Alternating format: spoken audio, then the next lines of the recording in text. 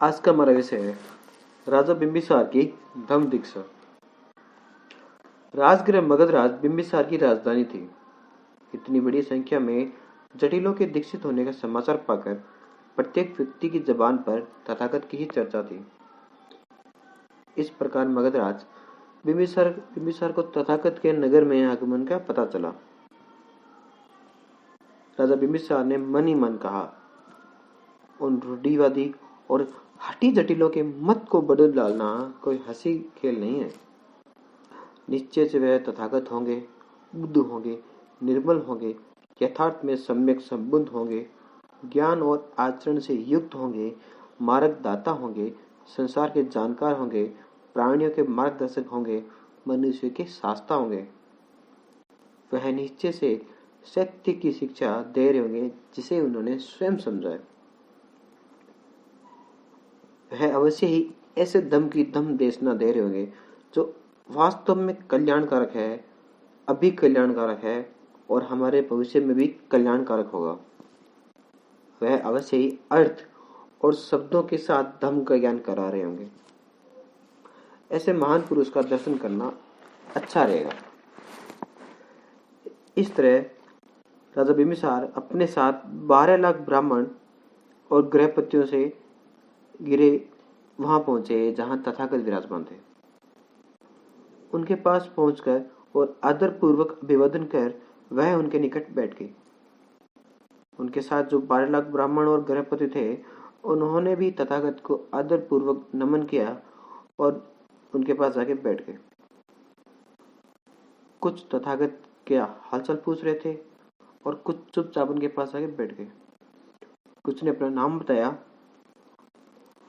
मगध के उन 12 लाख ब्राह्मणों और गृहपतियों ने महासमण तथागत के पास उर्वेल कश्यप को देखा और वो सोचने लगे, क्या तथागत उर्वेल कश्यप के अधीन बैठे हैं या उर्वेल कश्यप तथागत के अधीन निर्मल जीवन गुजार रहे हैं।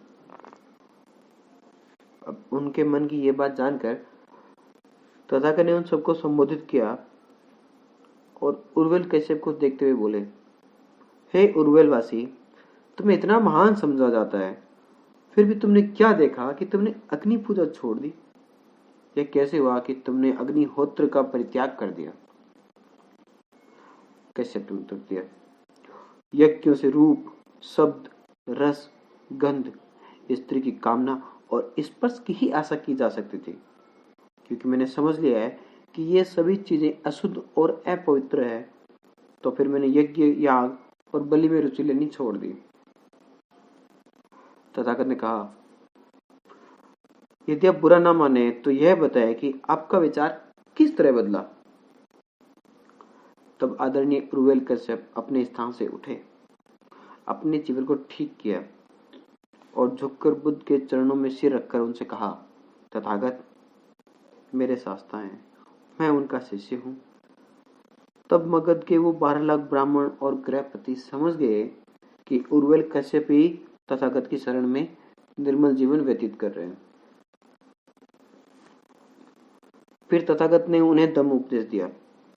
जिस प्रकार बिना धब्बों का स्वच्छ कपड़ा रंग को पूरी तरह से आत्मसात कर लेता है, उसी प्रकार मगधराज बिंबिसार की अगुवाई में मगध के उन 12 लाख ब्राह्मणों और गृहपतियों को वहां बैठे बैठे ही वीरज, विमल ज्ञान चक्षु प्राप्त हुए और उस ज्ञान को पाकर उन सभी ने एक साथ बुद्ध का उपासक होने की घोषणा करी। मगधराज बिंबिसार इस दृश्य के साक्षी होकर, धम्म को समझकर, धम्म की गहराई में जाकर, संदेश रहित होकर, अपने अंदर के विचारों को जीत कर और पूरा ज्ञान प्राप्त करके बोले, तथागत, पहले जब मैं राजकुमार था तब मेरी 5 आकांक्षाएं थी।